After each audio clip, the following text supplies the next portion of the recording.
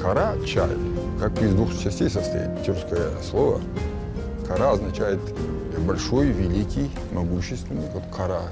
А чай – это река, вода река. Большая река, как бы означает. Мне было 2 года, 3 месяца, 15 дней, когда нас выселяли. Как нас выселили, нет народа, нет породы. Надо было и своему народу, и соседям, и миру показать, что эта порода не умерла, она есть, она жива. Я тогда глаз положил на 2 табунщиков. Они оба молодые, крепкие ребята. Я решил, вот, восстановлю породу. Беру этих 2 ребят и на Эльбрус. Kara çay koban başılan adımından, 3 özenden akkan 3 sudan.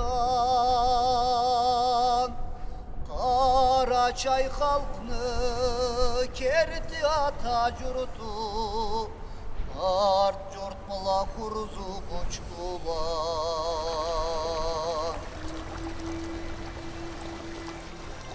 Но, к сожалению, затянулось. У меня были семейные проблемы.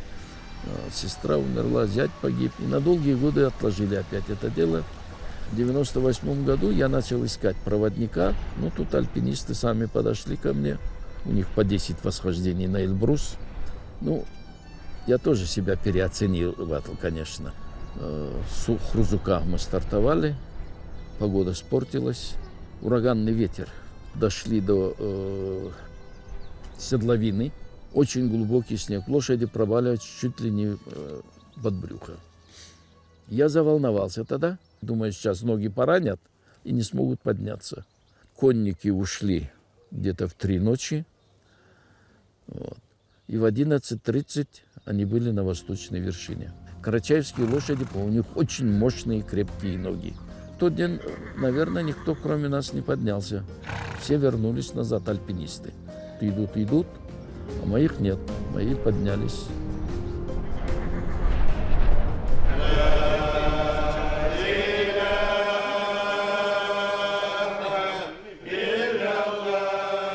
По последней переписи 219 тысяч человек, карачаевцев. Вот. Это на территории России. Но есть очень много карачаевцев за рубежом. Карачаевец может узнать, допустим, даже не спрашивая его имени, фамилии, по поведению, по пластике.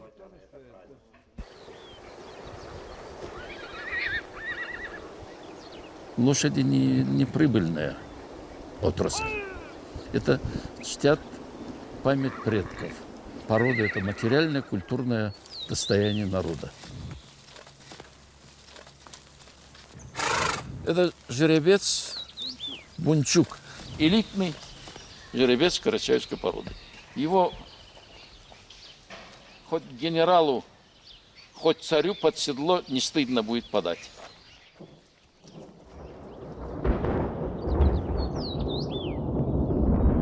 Смелая лошадь, видишь, гребет? Да. Эта порода от остальных пород отличается умом. Она очень умная. Вот здесь недалеко есть станица Бекешевская. Мне казаки рассказывали. Их земляк погиб в Турции. Прошло 2 года. Казачка рано утром выходит. Я сейчас не могу говорить. Эту картину представляю себе. Я тогда плакал. И сегодня. Видит боевого коня своего мужа. Через 2 года с Турции пришла лошадь домой. Вот ум. Насколько они привязаны к человеку, доверяют ему. Когда мы поднимались на Эльбрус, неделю шли, ни разу не видел, чтобы повод был натянут. Вот хозяин идет, и он идет за ним. Карачаевская порода, она уникальна тем, что в любую погоду, в любое время суток сел-поехал. Вот он меня ни разу не подводил.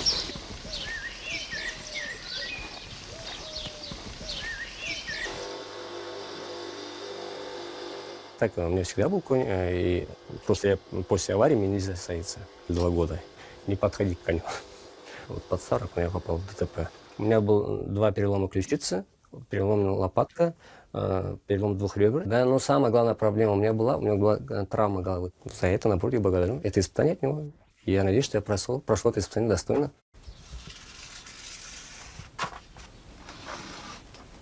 Это такая работа, именно шорничество, где 90% работы – это ручная работа полностью. То есть это можно назвать искусством. Вот эта деталь называется тапочкой. Тапочка крепится на ленчик седла, на полке ленчика седла. Именно вот такой вот форме.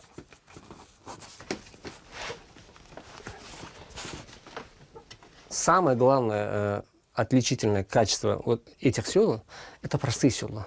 Если что-то сломается, его можно просто легко заменить самому. Не нужно идти к какому-то мастеру или ничего такого. По-нашему это полный комплект. Здесь седло, уздечка, нагрудник и подхвостик. Вот именно вот эти вещи украшают серебром. Серебро особо сильно не портится. А вот за седлом ухаживать – это уже серьезная наука. Сейчас мода такая, все хотят уехать. Никто не хочет в селе жить. Все хотят в города, мегаполисы. Мне нравится, мне все устраивает здесь. Я люблю лошадей. А в городе где ты будешь их держать? У меня 2 табунов по 20 голов. Они и зимой вот в этих скалах обитают. Мы сейчас находимся в ауле Учкулан, где берет начало как раз Кубань. С 1957 года, как нам разрешили возвращаться на родину, с тех пор живу здесь. У нас семья, мать, сестра и я были. Мы попали в Киргизию. С 12 лет трудовой стаж у меня начался с 12 лет. Приходилось пасти овец, а потом уже, когда чуть-чуть повзрослел, 14 лет, я уже работал на лошади. Свежий воздух, как-то вольно живет. Не суета. Как в Москве, бегом в метро, с метро бегом, если на машине, там пробки, все это. Ну, яки, они молодцы. Яков ни с чем не сравнить. Они очень умные, очень такие живучие. Их легко и кормить, и пасти. Все. Вон туда наверх, по Махарскому ущелью. Утром их выгоняем, вечером они в основном сами приходят. Карачаевцы – отгонное скотоводство.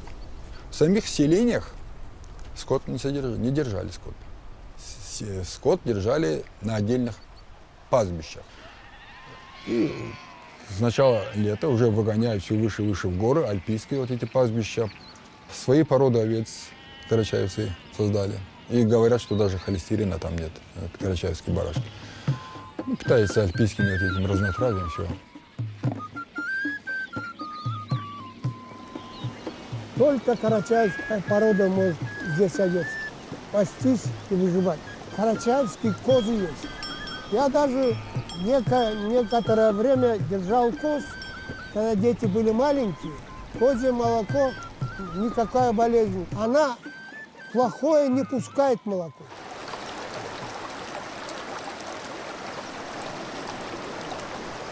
Gel ver, gel. Erkeleğime, ey.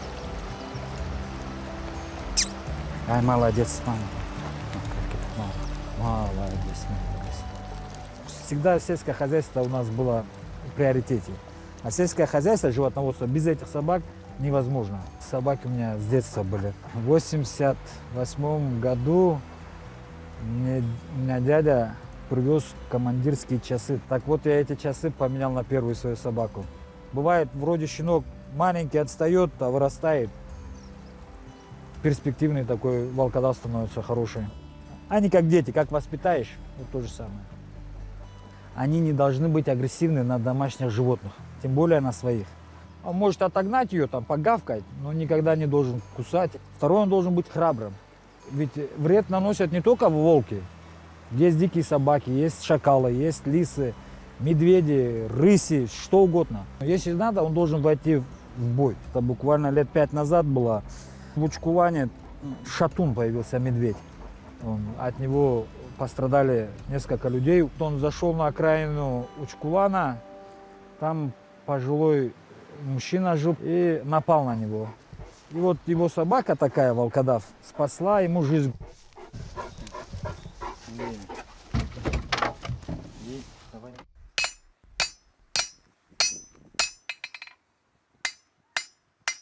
Мир уже не нуждается в ручной ковке. Сейчас продают уже готовые заготовки для ножей. Не надо ковать, не надо подходить даже к огню. Но я всегда мечтал делать карачаево-балкарский бычак именно тем способом, как это делали наши предки 200-300 лет назад. Обустраивал мастерскую и сейчас занимаюсь только этим. Карачаево-балкарский бычак – это нож скотовода и охотника. Бичак от слова бич, ак.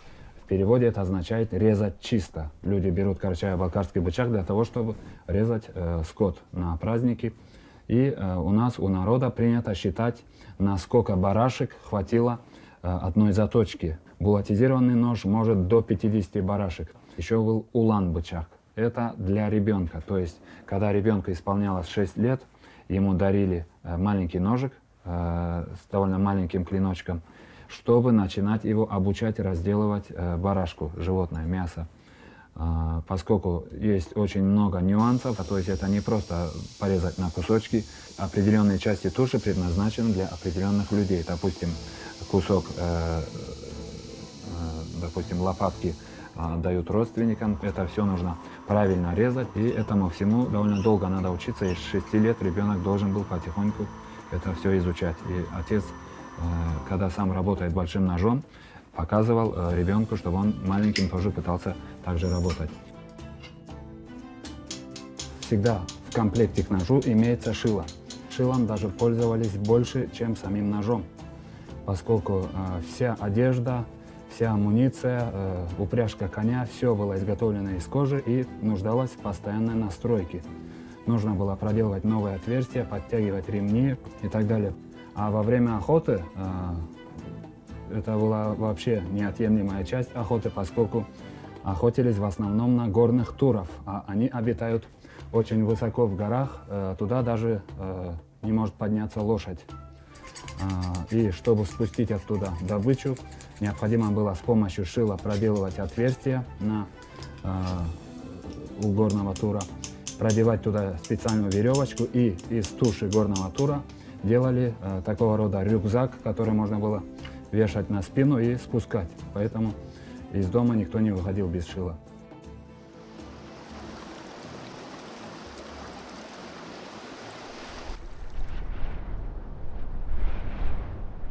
Süymekli yavru, yoldasan avru, Savda sallarıma saplanıp, Kölün yüreğine bir de söndürür, Hani da bağrına kaplanır.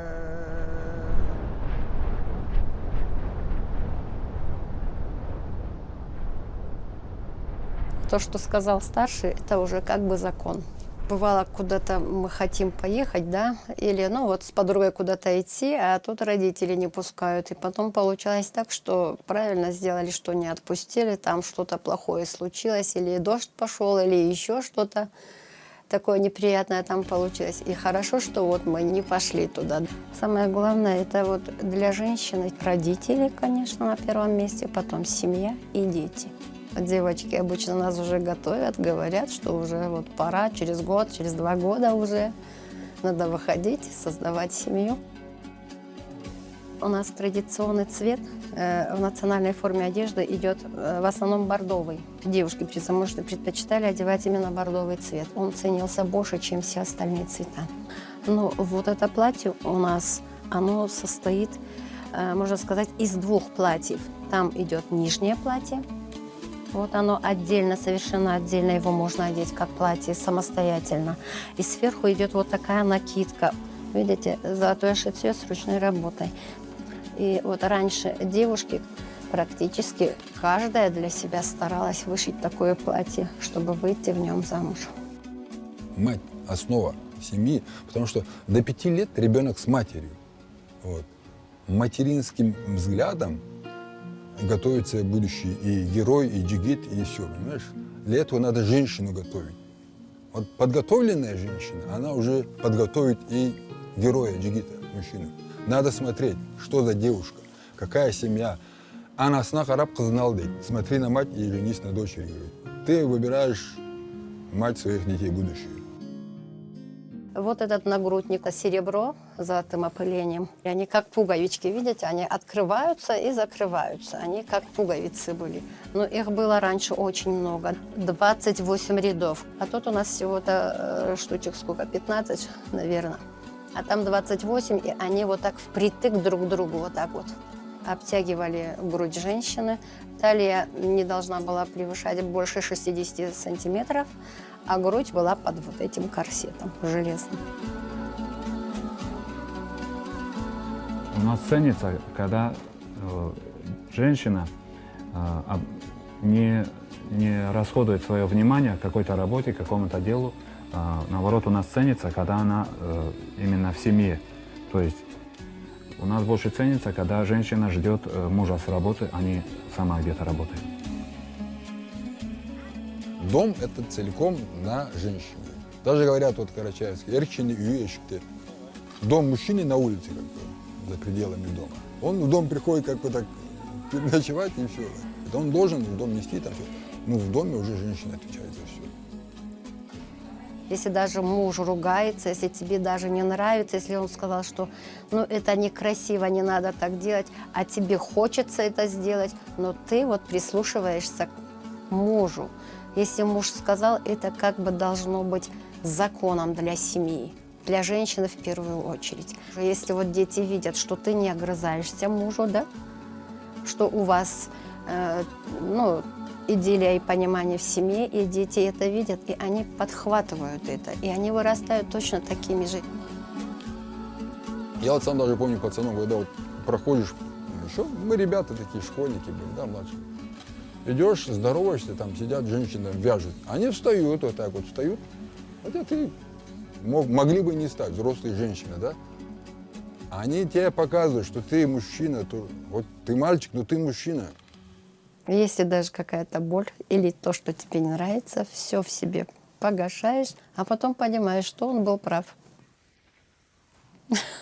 Стараешься понимать мужа, слушаться его. На то и мужской род, чтобы они водили нас. Мы ведомые, они водят нас. Так и должно быть. Они сильные. Мы должны за них держаться. В этом есть счастье.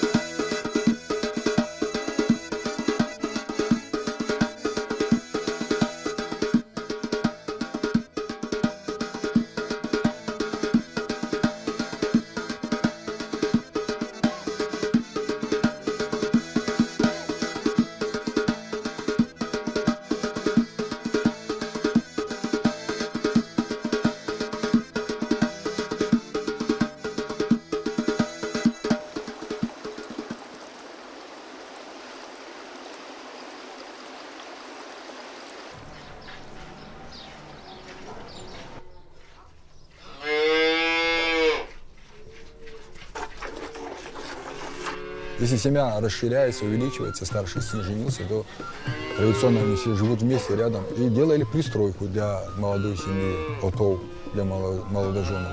И следующий сын взрослеет, вот так вот дом удлинялся, потом Г-образно вот так вот поворачивали. Если много была семья большая, еще вот так вот, еще загнал П-образно, потом дворик замыкался вот так вот. И утром сыновья, там, невестки, там, дочки получают распоряжение. Бабушка собирает женскую часть и говорит, кто чем будет заниматься, а дед собирает сыновей и внуков, говорит, кто чем будет заниматься. Короче. Ты должен ответственность нести за свой род, за свою фамилию. Если человек проявлял слабость, род собирается, Бывали моменты, когда человека изгоняли. Это самое страшное наказание было. Даже есть такое понятие «аннесу өлгенин ашхейд», говорят. Лучше бы, говорит, ты умер, чем вот допустил такой позор или такое обесчестие. Это традиция гостеприимства, будь то путник, какой-то чужеземец, будь то сосед, любой человек, который заходит к тебе в дом, ты должен его встретить подобающим образом. И самое первое, чем встречают у нас обычно гостей, это наш национальный старинный напиток айран, который преподносят, если несколько человек идут, то самому старшему из них, для того, чтобы он это принял, выпил и уже зашли дальше в дом.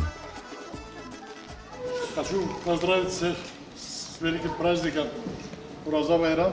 Дай Аллах, чтобы до следующего Уразы, чтобы все счастливо, без болезни, без ущерба, чтобы все дошли.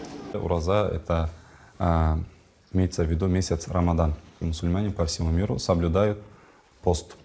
Слово «байрам» означает праздник. Ураза Байрам значит день праздника по окончанию месяца Рамадан.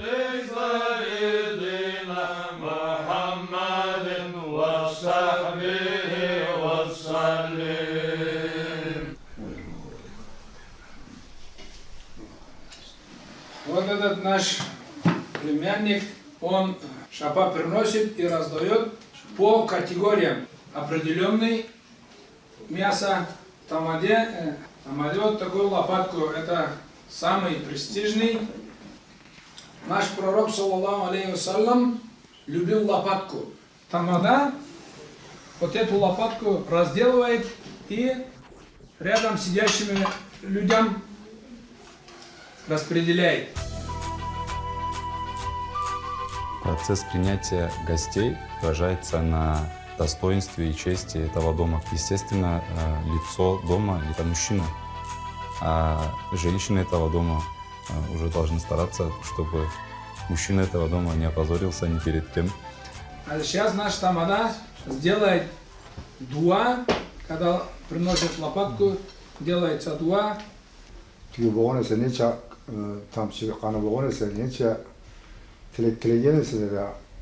Allah kabul etsin.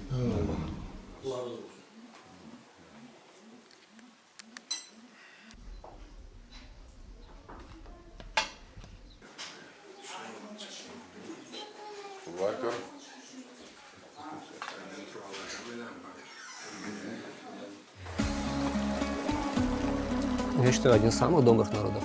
Путешественники, которые около свыше 100 лет там назад бывали у нас в Карачае, в Горном Карачае. Практически все они идентично говорили, что это один из самых гостеприимных народов. Деньги. Вот смотрите, у нас, если даже вообще ничего не будет, картофель растет, ячмень растет, мясо есть, молоко есть, сыр есть. Не тауду атабыз, Кобан суду анабыз. Эльбрус, отец наш, Кубань, мать наша. Для отцов это реки, это воздух, это деревья, это горы, это родина. Даже когда куда-нибудь я уезжаю буквально на несколько дней, сразу начинаю скучать. Как-то непривычно, когда смотришь в горизонт и не видно гор. Иди джоро эткен, иди. Надо думать о хорошем и хорошие намерения высказывать. Может, благодаря именно этому позитивизму, оптимизму народ и выжил. Самое ценное, я понял, что здесь есть у нас, это отношение людей друг к другу. Уступить дорогу старшему, открыть кому-то дверь. Если у кого-то что-то просто выпало с рук, просто поднять, дать ему, кого-то подвезти бесплатно, безвозмездно это все делается искренне. Не хотелось бы это терять.